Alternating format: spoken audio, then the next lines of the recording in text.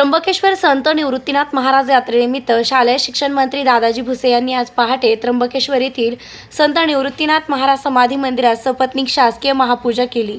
मंत्री भुसे यांच्यासोबत दिंडोरी तालुक्यातील गणपत गाडेकर व सौ गाडेकर यांना पूजेचा मान मिळाला।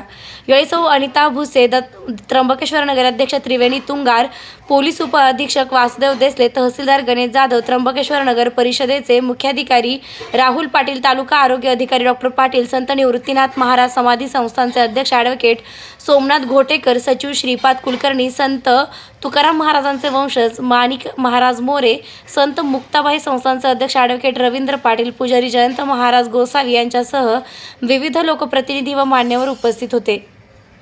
महापूजेनंतर आयोजित कार्यक्रमात बोलताना मंत्री दादाजी भुसे यांनी पौष वारीनिमित्त संत निवृत्तीनाथ महाराजांच्या समाधीचं दर्शन घेण्याची संधी मिळाली असल्याचं त्यांनी यावेळी सांगितलेलं आहे।